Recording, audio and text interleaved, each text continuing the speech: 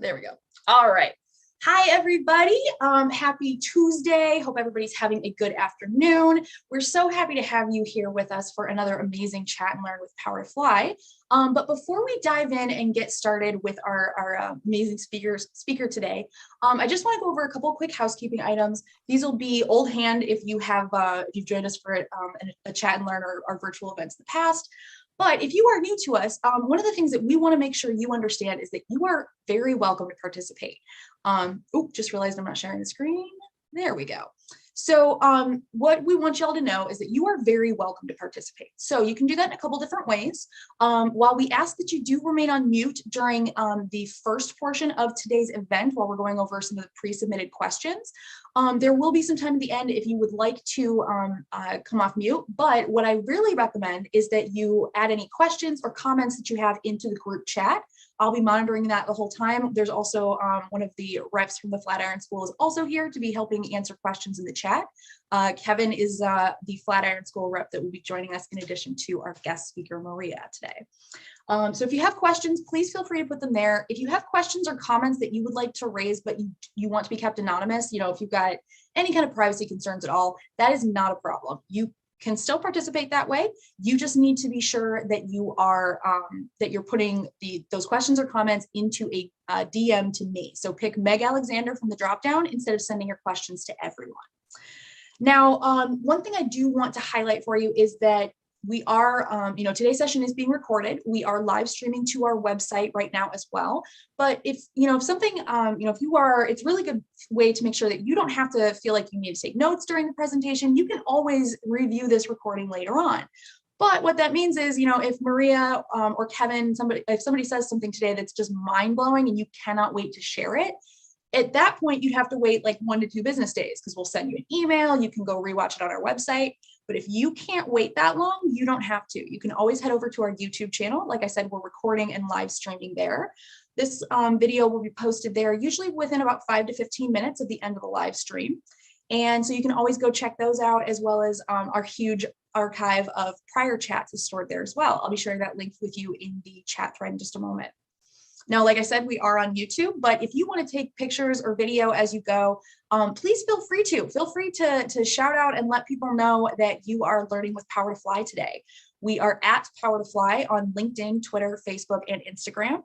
And you're always welcome to tag us. We would love to reshare your tweets, your posts, so we can spread the word about these amazing free resources that we hope you and many more people will take advantage of. Now, I'm really excited to introduce you to our guest today.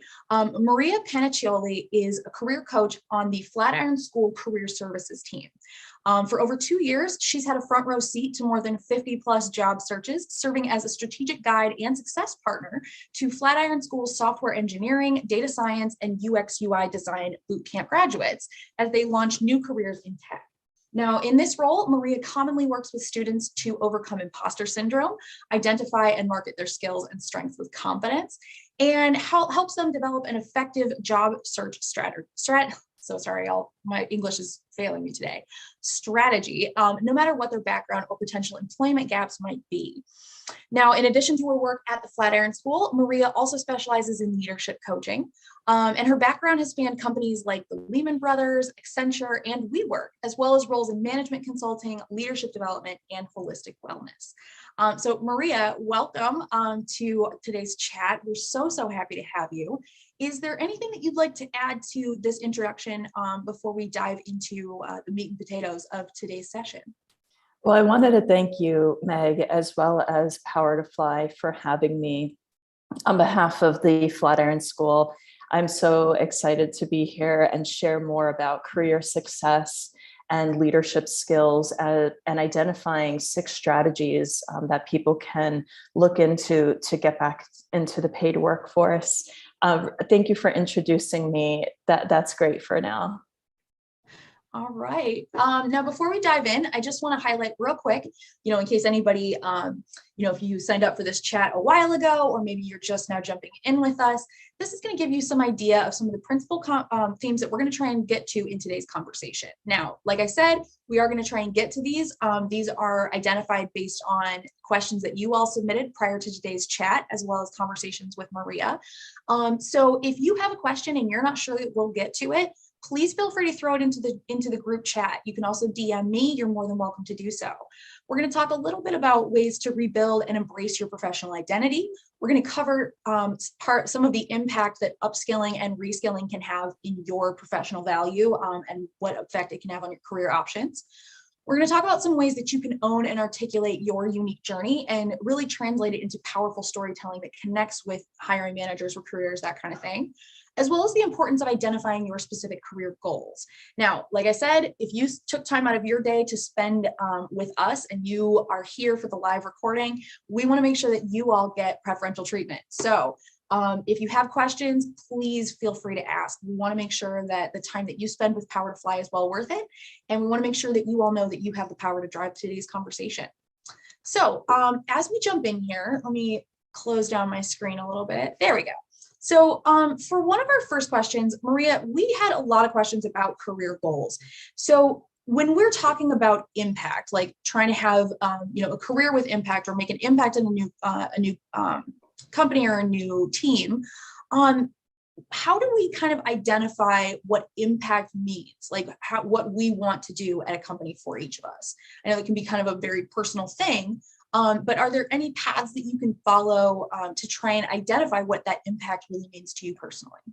Sure. The way that I would love to frame and provide support to your audience today is to give a general framework, and then I'll say, here's an action item. And people, whether you're listening live or you're watching the recording later, whenever there's action item, you can take that as a takeaway for you to follow up with after the session for your career success and the next steps that you might want to take. So one of the first questions that we're diving into right now is, in identifying your career goals, how does impact fall into that?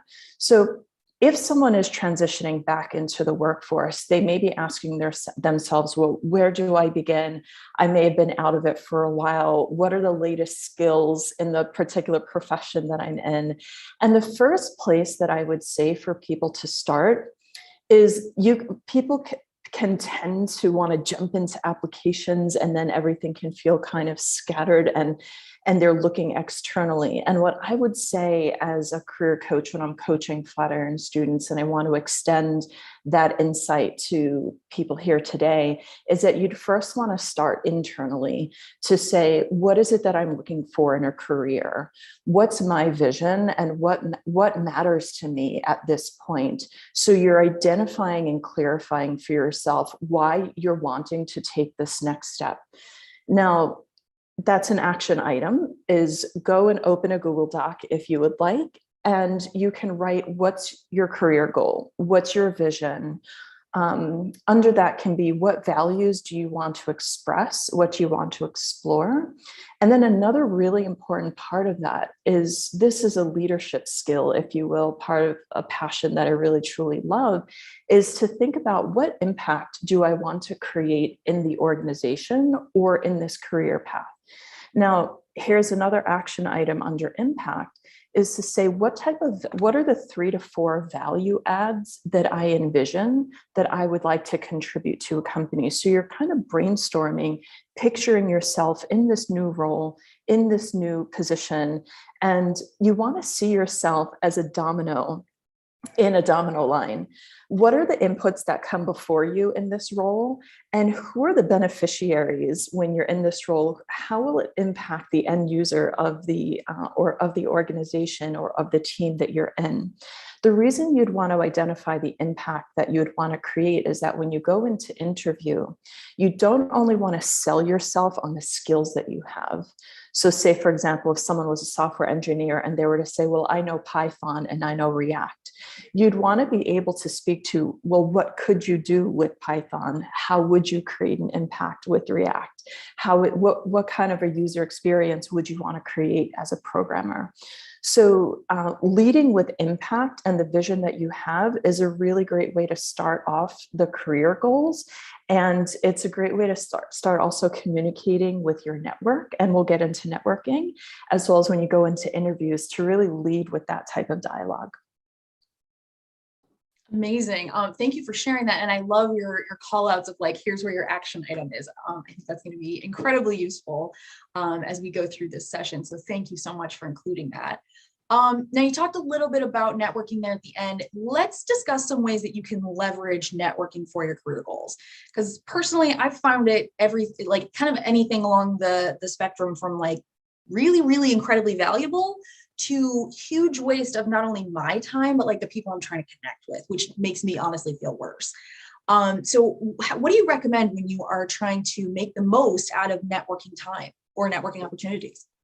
That's really a great question, because networking can mean different things to different people. So when I'm coaching Flatiron students, I'll also often start off with a question of, what does networking mean to you? And so here's an action item, is that I love Google Docs. So whether people want to use a Word doc or Google Doc, is to start writing some bullet points about what does networking mean to you, and explore the different thoughts or feelings that might come up with that. For some people, networking may really excite them. And then for some other people, networking can really seem daunting, especially if people are introverted. What I will say is, especially if people are career transitioning or wanting to get back into the paid workforce, to think of networking as a learning opportunity. You're there to learn about, in this new profession, what is the day-to-day like? How did this person get into this role? And what's really great with networking is you identify a certain number of people that you would like to connect with. And you could either start with hot, warm, or cold networking. With hot networking, it's obviously people you know. Warm networking is people that you share an institutional umbrella with, but you may not really know very closely or directly. And obviously cold is outreaching to people that you don't know. A really great way to connect with people that you don't know is by building connection. So here's another action item, is people can start off with a list of 10 people that you think would be great to network with, and divvy them up between the hot, warm, and cold. Once you start there, then you could do I call it spider web form of networking, where you ask them for one or two people that you can connect with. A really important part of networking is something called informational interviewing. Within informational interviewing, you want to have 5 to 7 questions that you have for the person. And when you're there in a learning mode, people are really much more open than people would think to share. And if someone's not available, then they might share some insights or wisdom over email or LinkedIn direct messaging. Something that I do advise students at the Flatiron School, we have some different tools called job trackers. So here's another action item for the audience here, is that you develop a type of tracker for yourself around who you're reaching out to, the applications that you're working with. And many people might know this, that in modern day, you could say job search, networking is a really powerful tool to get your resume in the door, either with HR or have internal referrals. So that's my quick overview on networking. I'm very passionate about it, so I can keep going on and on, but I know we have a lot of questions today. No, I absolutely love that. I love the idea of kind of ranking, starting with that ranking system. I feel like that would be something that would help me feel a lot less awkward about kind of the approaching things with sort of the shotgun method of like, let's just try a whole bunch of things. So yeah, I absolutely love that. Thank you so much. All right. So a lot of the questions that we got came in from people who were looking to transition, right? People that either had an already established career or had started out in one direction, and now we're looking to transition either into a completely new field or, out of their industry, but taking their kind of their expertise with them. One person had said, I feel like I have to create an entirely new brand for myself in order to transition from HR into software development. Is it necessary to start over, or how should I go about merging these two fields and brands? So as we're talking about this, can you share a little bit with us about, what it means to really develop that personal brand or that professional identity? Absolutely. This is something that I encounter daily in working with the Flatiron School. And the reason people come to the Flatiron School, it's a technical boot camp focused on software engineering, cyber security, UX, UI design, as well as data science. And it's because many times they're coming from a past profession and they're looking to career transition into tech. So many of my conversations with them include, what are some skills that you have from your past profession that relate to and connect in the career path that you're going forward into? So here's an action item that people can take is you could make a chart for yourself, which is a 2-part chart. On the left, you would say from your prior career, list out all of the skills that you have. And in the right side of the chart, you can write down all of the skills that your new profession requires, and then start looking at what the overlaps are there. And I want to definitely talk about personal branding. I find this term fascinating and mysterious at the same time.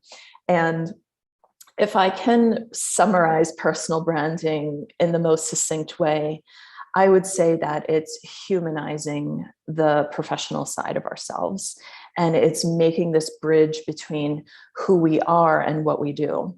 So when we think of personal branding, we often think of LinkedIn. And I would say an old paradigm of thinking about LinkedIn is that, oh, it's just a resume living out on a website. But in actuality, the way that I look at LinkedIn is you're creating a 3D experience for recruiters to get to know you in an online digital way. And there's so much creativity when it comes to LinkedIn. So here are a couple of action item questions that people can reflect for themselves as they're starting to build their personal brand as well as their LinkedIn.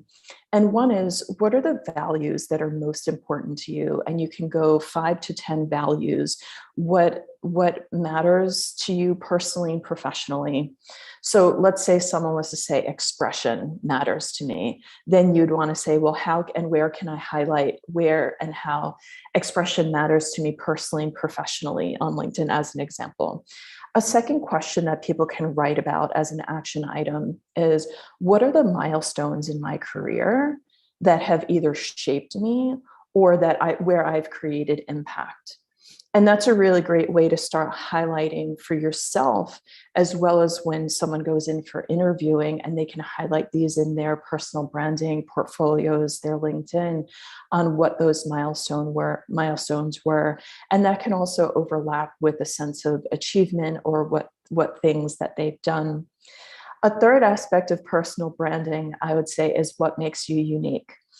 And in my opinion, and 10 different career coaches will give you different opinions, is you really want to lead with the professional, and then the personal branding on a personal note gives extra dimensionality. So I'll give an example. When I worked at Lehman Brothers, and this is a long, long time ago, super long time ago, I was given an opportunity there because the HR recruiter was into yoga. And at that time, I was also into yoga. I was leading meditations and leading beginner yoga, and that sparked a connection between us. And she gave me an opportunity because of that. Another example is one of the Flatiron students that I coached. She had this super, super specific sub specialty of, I don't know if you call it agriculture, but it was a very specific type of cactus that she liked to cultivate. And that made her really interesting. And she highlighted that in her LinkedIn. And it also gives a point of conversation or storytelling.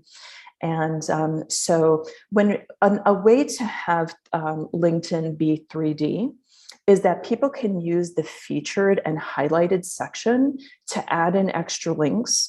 You can use a video function to do a tell me about yourself, and you can use video to leverage. And that's something that people are underutilizing, I would say. Another opportunity to stand out is to look at the headline and see what type of a tagline can you create to stand out. Because with LinkedIn, there's the search of how you come up, and then there's the human factor of, are you clickable? Does someone want to click on your profile? So those are several things that people can do to make their LinkedIns a bit more interesting, so that it's not just a bunch of text on a page.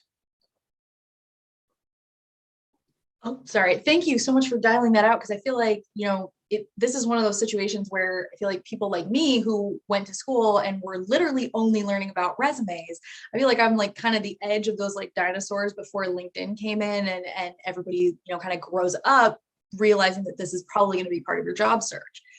So yeah, I feel like that's a really good way to kind of explain or kind of break down why that LinkedIn information is so important and what it can do for your personal brand. I love that. I'd like to add something really quick. Please, I just thought, when someone's going into a career search, right, sometimes it can feel very frenzied. I'm going to do a lot of applications. The way they also additionally want to think about LinkedIn or their career search is, how are you creating visibility for yourself? And how are you positioning your materials to create opportunities? So those are two things that people want to think about, is both visibility as well as opportunity. I love that. Okay. So when we're talking about this from the perspective of people who are coming off a gap or trying to get back into the workforce, these are, I feel like everybody suffers from some degree of imposter syndrome, at least at some point during their lives. But how do you suggest people address this? And if, is your answer any different for someone coming off a career gap versus someone who's just getting started? That's a really great question. And one of my favorite topics to coach on is imposter syndrome. And I'll break this question down into two parts, one being imposter syndrome and then one being an employment gap. So with imposter syndrome, if someone was to get to the core of what imposter syndrome is about, it's this haunting feeling of not having enough or being enough for a certain role or a certain goal that people have. And that's the whole thing, is that people are focused on what they don't have. At the core of imposter syndrome, if I was to ask everyone here to just reflect on this for a moment, what do you think is at the core of imposter syndrome? And just ponder it for a moment.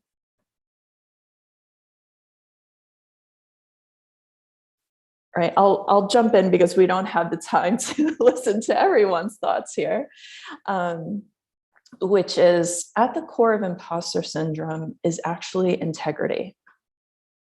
The reason it's integrity is because people are wanting to show up with the right skills, with the right level of abilities to show up with confidence and strength. So when I coach Flatiron students, I come at the perspective of showing them that it comes from a really good place. It comes from a good place of integrity and wanting to bring quality to their job search and to the next step in their career. So if they were to ask themselves and build off of that feeling of, what don't I have enough of? Here's an action item, is in this amazing magical Google Doc that everyone is building. You want to ask yourself, and you're going to reverse engineer yourself for a moment, what do I feel I don't have enough of? And then bullet it out, get as creative and as wild as you feel, really be honest with yourself. And in that way, you've given yourself a very clear list of things to work on. You're giving yourself your own curriculum of what you need to move forward. Now, let's address the employment gap, because I'm sure so many people here are curious about that. And this is something that I do see from time to time with the Flatiron School students that I'm working with, because they're coming to the Flatiron School to jumpstart and upskill in a new direction in their career. And some may have come straight from undergrad. Some may have had a 5-year gap or even a 10-year gap. The main thing that people want to focus on with an employment gap is what value did you learn? What are the lessons that you learned? What are the valuable things that you did in your time away from the quote unquote paid workforce? There are many life lessons.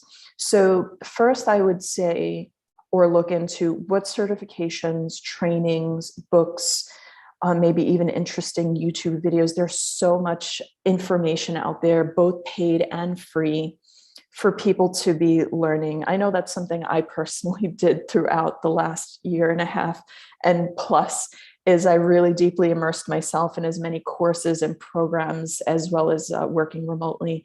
And so one thing that people want to do is what training and certification, what type of upskilling, and Flatiron School is an amazing place to do that.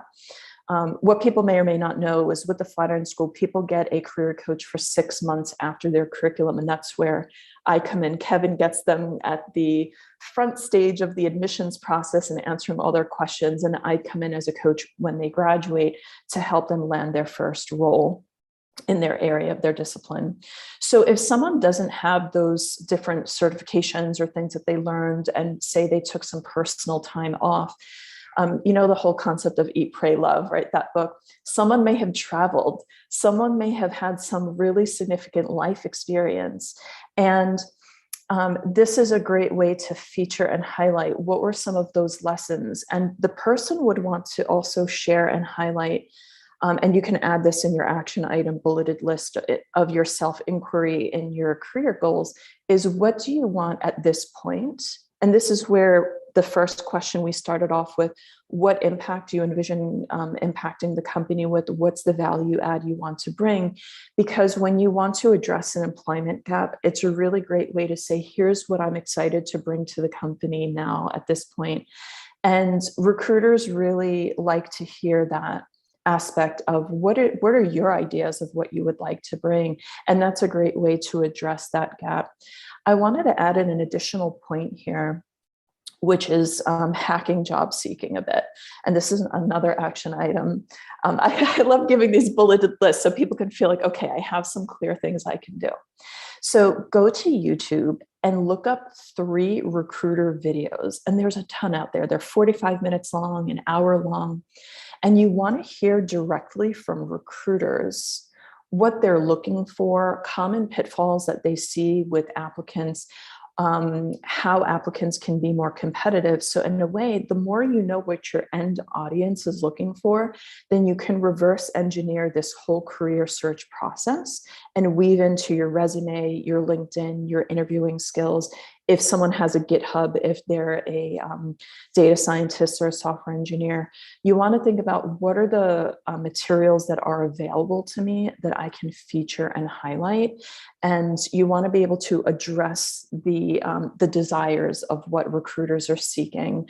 You also want to know what recruiters' pet peeves are and avoid those so that you can do what they need and help them help you. So I think that's a really important point to make, right? Is we think about these people like recruiters or hiring managers as sort of the gatekeepers, and they are, but what you're trying to do is make this process, like make them learning about you and them seeing you in the role as easy as possible. So, this is really, really great advice to not only, do that research and try and get kind of an inside scoop, if possible, from even, the people that you would be speaking with. I know that we do tons of videos like this with different companies. So yeah, like search, like I love that idea of having that be part of your research of, kind of looking around to see not only what are they looking for in that role, but what is the company looking for as, on the whole? Are they kind of trying to fill some culture gaps that you might be really great for? Or do they maybe have culture gaps that they haven't even noticed yet and you'd be really great for them? So yeah, I love that, Maria. Thank you.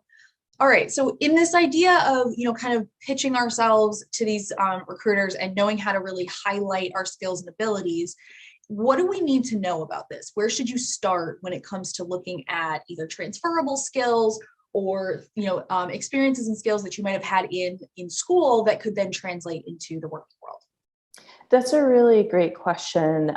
There are so many ways to approach a job search. And one of them is that someone can look at You can also approach it by looking at what are the top 15 to 20 companies that you would be interested to work for, and break down the research in those companies. What are their mission? What is their mission? What is the purpose? What are the values of that company? And what I would advise people is go beyond being a fan, go beyond being a user. Say if someone's in tech, and this is something that I advise the Flatiron students, is when you're framing why do you want to work for a company, because you're going to inevitably get this question in interviews, is the first reason that you'd want to work for a company is you want to break down the research that you did about their mission, their vision, their values, what they're doing to disrupt the industry, what makes them unique.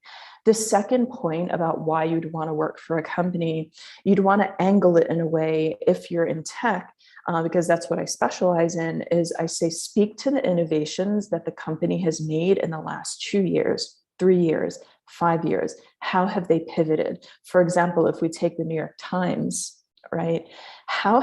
It fascinates me to think about how has the New York Times gone from a paper newspaper, and how have they pivoted to be digital, and how have they stayed competitive to be digital? Because so many people nowadays are getting their news sources from say Facebook, Twitter, or social media. So it's really interesting and important to look at the history and the trajectory of a company. The third reason that you'd want to share why you'd want to work for a company would be, what would you uniquely bring? And there are 4 aspects of things that you'd want to touch on. One is, what would you bring to the role? Second is, what would you bring to the team? Third is, what would you bring to the company? Fourth is, what would you bring to the culture? Action item, write those 4 things down, and you want to customize it for every role and every company you're working with. Excellent. Okay. Now, when we're talking about, we talked a little bit about career gaps. And we had a lot of questions, mostly people wanted to kind of address either their specific situation or something like that. So what we tried to do is we tried to kind of get an overarching question that would hopefully help as many people as possible with this. Let's talk a little bit about when you're sharing examples, or you're kind of addressing that career gap with, with a recruiter or with a hiring manager. How much information should you share? Is there a guideline to where the line is, or does it really just depend on what your gap was for? Illness, layoffs, COVID, caregiving. There's a lot of different reasons. So how do you advise people to kind of navigate this when they're having to address that career gap specifically? That's a really great question. And what I want to acknowledge and validate for everyone here who's listening live or the recording is there can be some fear or self-conscious feeling or insecurity, or this fear that they're going to judge me for this time that I've been away.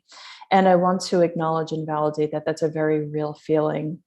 And when we started off this call, one of the things I mentioned is what are some of the internal aspects of where people want to focus first internally, and then what is the external aspect of that.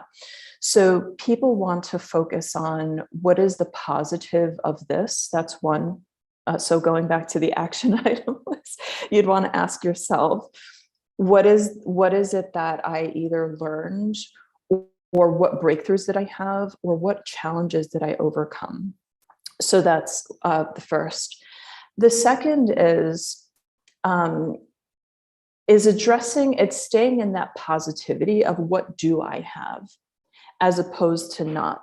Because if someone reviews, if you look at it this way, when a recruiter reviews resumes, they're reviewing the resumes for all types of things. Recruiters only spend about 6 seconds, 10 seconds on the generous side of a resume. So they're paying attention to those gaps. And if a gap is really of a concern, they may just skip through the resume. So if they grant someone an interview, know that they see potential.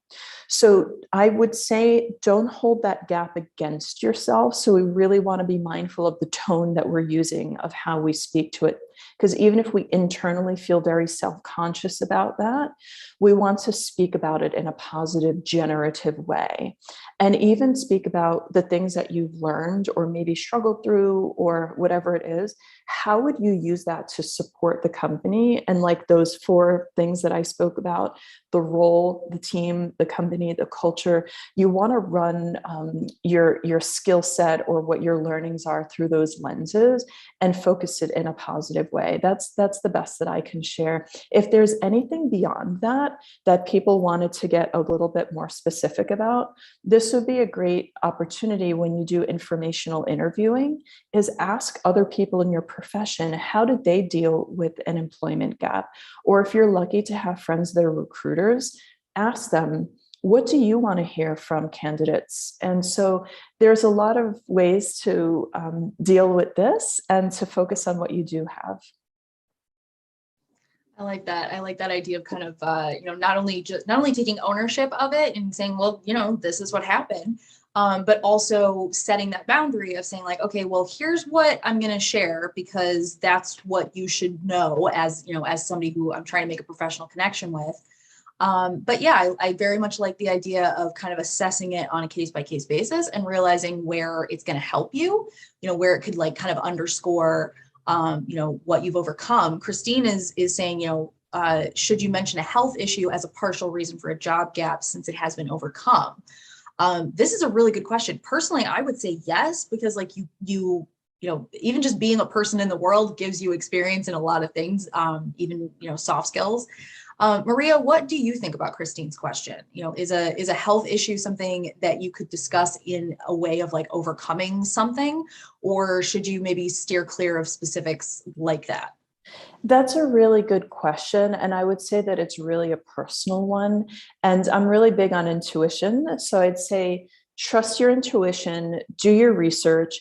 Personally, this is me beyond a coach. Personally, I'm a private person. There's some things that I feel conservative about. And you want to be mindful of any financial, legal, health, personal disclosure things, and something that's very real. Whether or not it was employment gap, but just in general, that's inevitable are just biases in the hiring or in the process of companies. So I don't think personally I would say yes or no to someone of how much of their health that they disclose. But what I might focus on is if someone wanted to speak about it generally, and they focus on here's what I learned through the challenge of getting through some health issues or things in my personal life. It helped me learn the gift of patience. It helped me learn that it's so important to stay organized and keep an ongoing checklist or a to-do list when I go to different appointments. So I would focus more on what the person took away rather than on how much you disclose, because that's a very personal decision. Yeah, very good point. I hadn't even thought about it from a standpoint of like, potentially triggering some bias in someone else. So yeah, I think that's a very good point to make. All right. So when we talk about this idea of trying to tell your story, do you feel like storytelling is a new thing in the workplace, or do you think it's, something that's been rebranded in recent times? I don't feel like we've really heard anything about storytelling until maybe 3 to 4 years ago. But I'm also not really in, before this job, I was not in HR, in recruitment at all. So what do you think? Do you think that storytelling is new, or do you think this is a pretty established thing?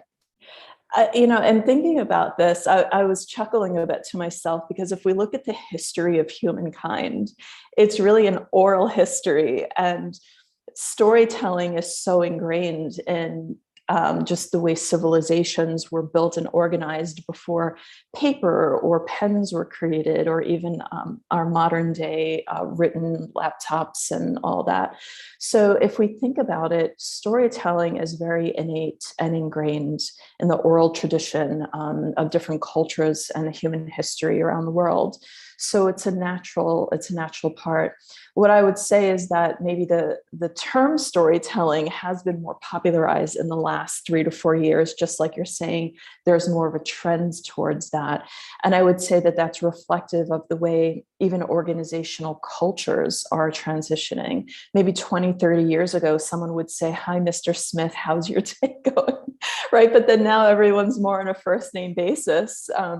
So there are, I would would say storytelling is a shift that's happening in organizations.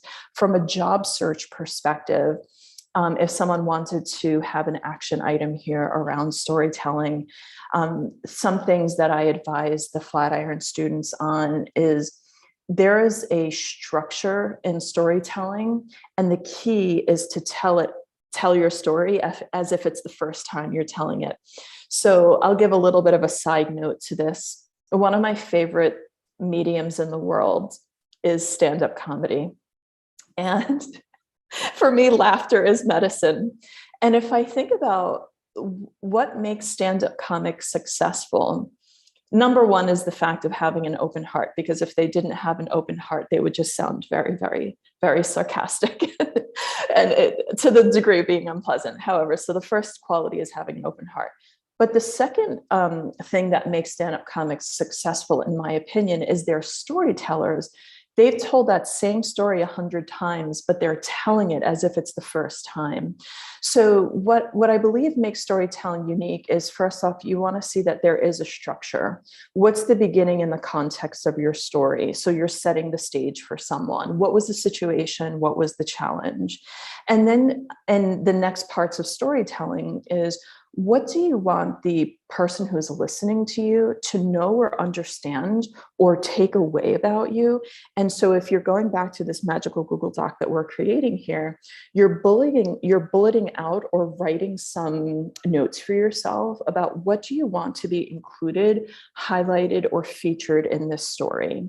And then you want to land it on some type of a positive outcome, or what was the result. And the key here to storytelling, the reason why it's so significant, is it's not only engaging, right? Because how boring is it to just hear the same old, for recruiters, right? If we were to put ourselves in recruiters' shoes and you're hearing the same old serious, boring story of XYZ, right? Storytelling gives a certain level of engagement. And you can highlight your personal branding here of your personality, the tonality of your voice, the hand speaking. You can tell I'm part Italian, so I talk with my hands a lot. It's part of my personality. So you'd want to see, how do you want to communicate your uniqueness through storytelling? And here's the secret sauce, is through your storytelling, you want to weave in parts of the job description with your past experience and do it in a fun, engaging way. And that would be really great for a recruiter. The other part of storytelling is that it highlights different parts of the brain. It bridges both the left and right brain for that sense of you're taking someone on a vision and you're not just telling them in a linear way why you'd be a great candidate. It's a way to be memorable is what I'm getting. Yeah. No, and I love your point about, kind of channeling a bit of that stand-up comedy, because you're right. You've heard the story a lot. This person's never heard it before. So tell it like it's your first time. Because you're right, that kind of, emotion that you could bring to that is very easily contagious. So, get these people in your corner.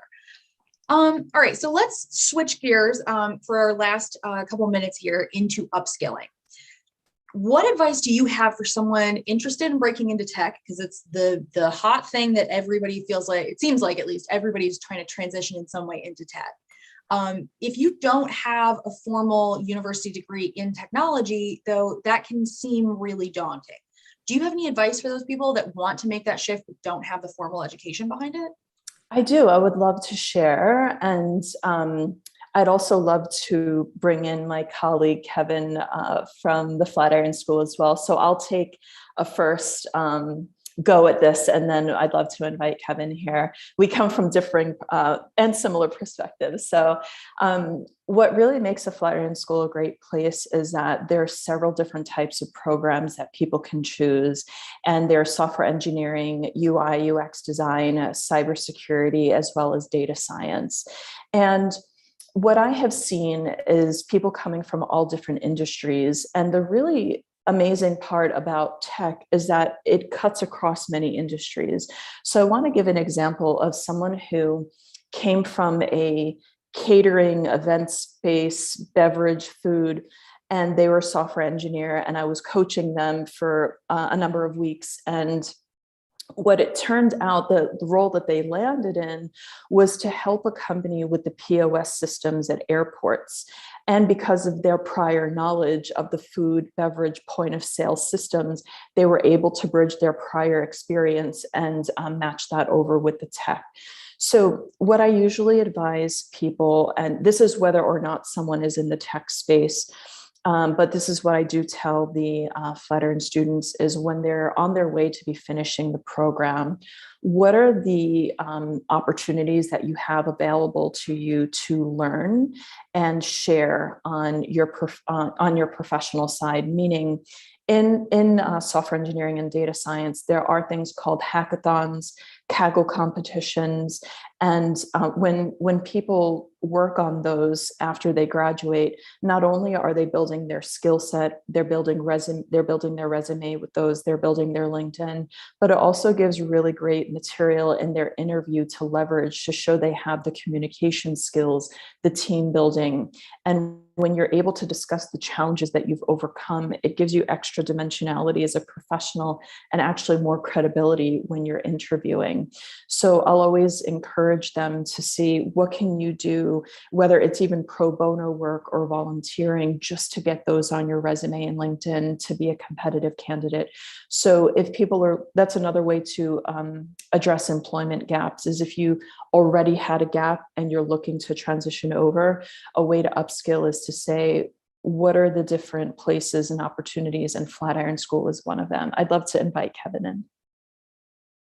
Yeah, for sure. I think on our end, what I see in admissions often is students often kind of worry about how much experience they actually have on a practical level and get into their head with that imposter syndrome, right? And so for us, one of the things I tell students all the time is just get your hands dirty, right?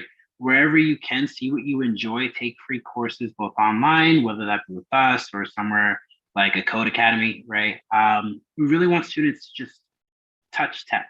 And at the end of the day, figuring out what you kind of want to do with the rest of your time as a career tends to really kind of guide how you'll push your career forward. And I think that the other thing that's important is noting that most of our students, at least from my perspective, don't have a lot of experience to begin with. So you're not behind, there's not the perception of you need to have years worth of experience just to find your starter job or to make your transition.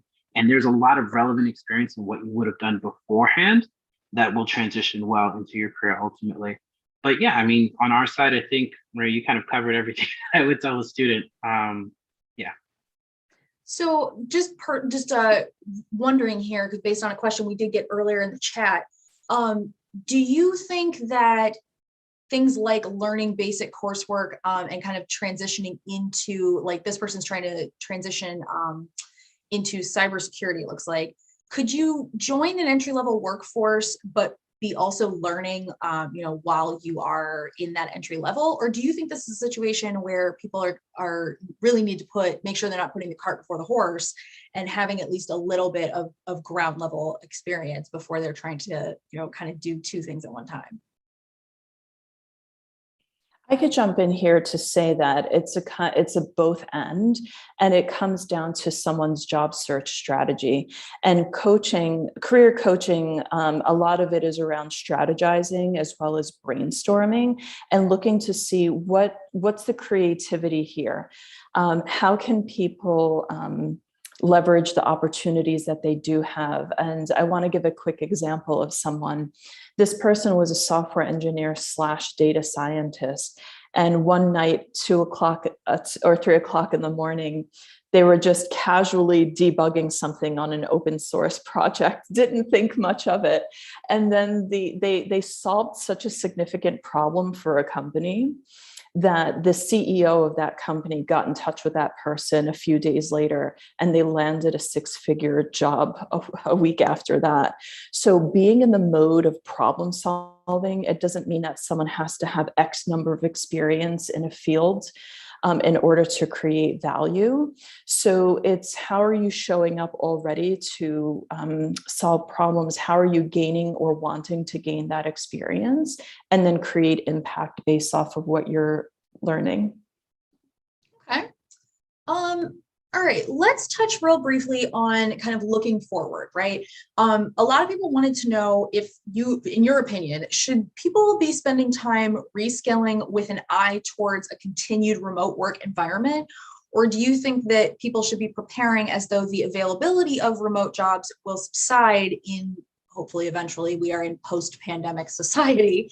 What do you think? Obviously nobody has a crystal ball, but do you have maybe an opinion or a suggestion that you like to make to people about this? Kevin, did you want to go, or I'm happy to go? I thought you were going to answer that. That Sure. was Yeah, great. absolutely. Yeah, sure. So, can you give me some keywords from that again?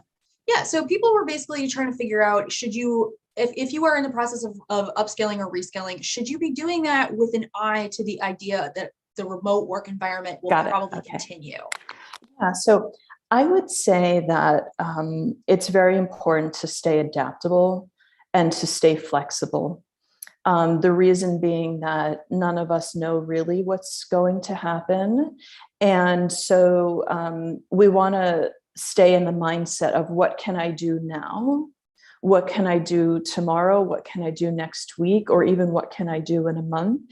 And so I would say people would really need to stay flexible. And a lot of different companies are very individualized. So you can research what individual companies are up to. And that's where informational interviewing can be really great, if you were able to chat with people who worked inside.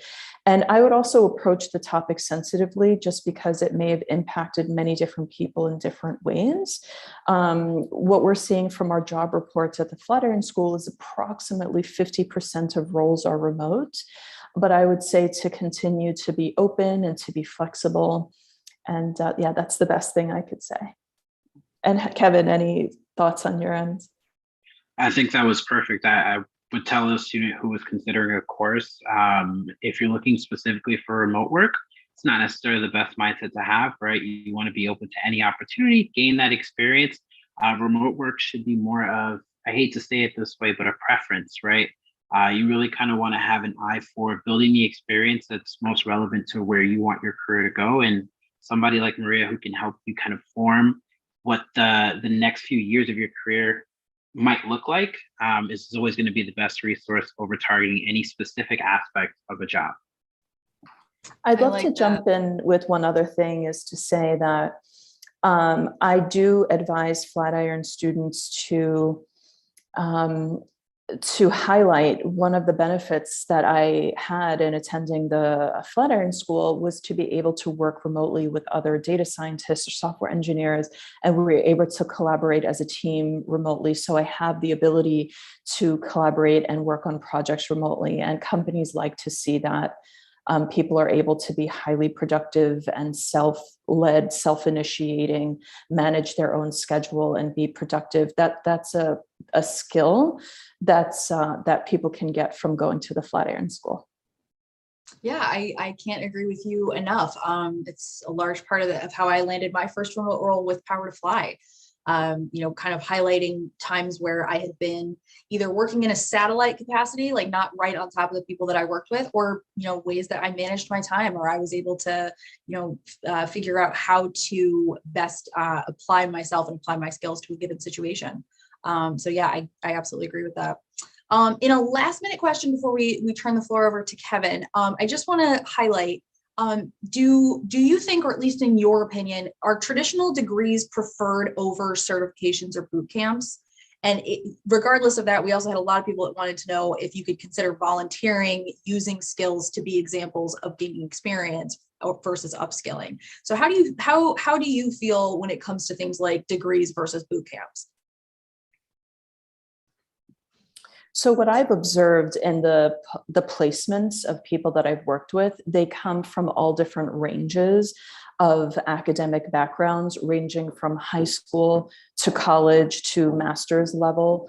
And so what I would say that to stay competitive is to really focus on not only the skill that you have, but what can you do with those skills and how can you create impact? I keep coming back to that, but that's really important, of how someone translates that in their process. Of course, having advanced degrees will give different levels of access, but I would encourage everyone to really think about what do you have that you can offer.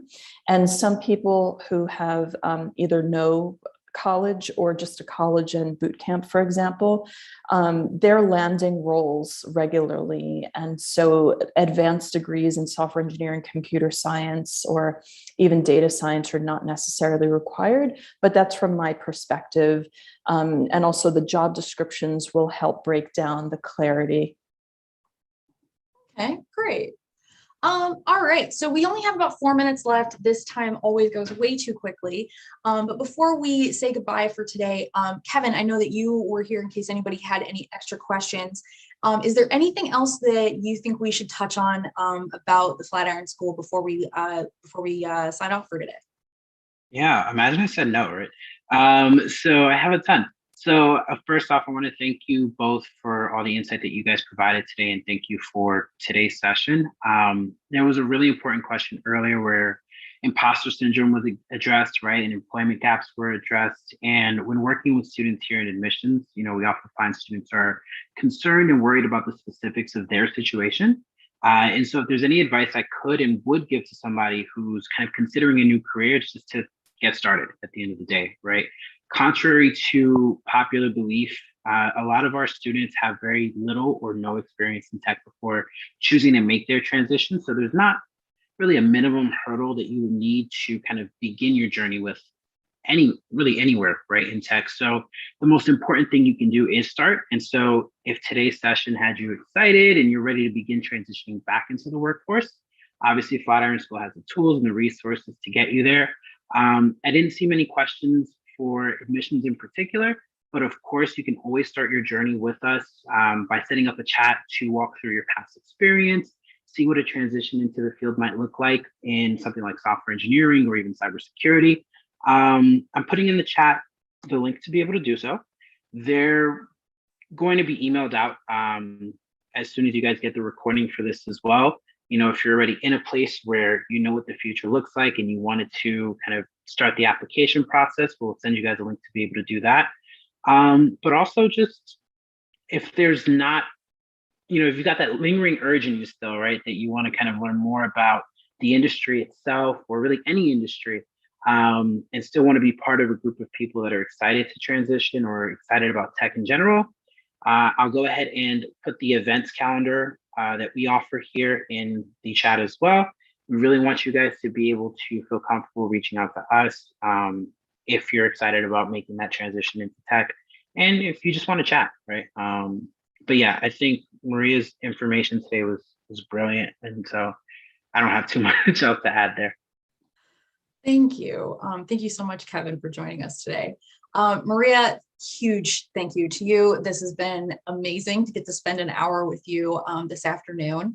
Is there anything you'd like to say before we adjourn for today? I wanted to thank you and Power to Fly and your entire team for all of the behind the scenes work that you've done to make this event possible today. And I'll say again, on behalf of the Flatiron School, we're very aligned in our mission of empowering people in their career path. And if there's one message that I can leave with everyone today, the things that you've experienced in your life, your storytelling, you're the one connecting the dots for yourself of your strength, your abilities, and the power that you have to show up in the world. So I want to encourage everyone to live out their vision, create impact, and it's a pleasure to be here. Thank you. Thank you. That was absolutely wonderful. All right, so we are almost at time today. So I just want to say to everybody who joined us today, thank you so much. Thank you to our amazing guests today. They prepared excellently, and we're really, really excited to talk to you all today. And then a huge thank you to all of our participants, everybody that sent in questions, everybody that was so active in the chat today. We really, really appreciate it. Participation like that really makes these events pop. It makes them much more personal, but it also hopefully, kind of leads to better content and more informative and useful resources for all of you.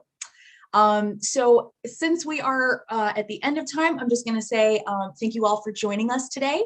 If you are new to Power to Fly and our virtual events, we hope to see you again soon. We've got a lot more events planned for the rest of December, as well as going into January after the new year.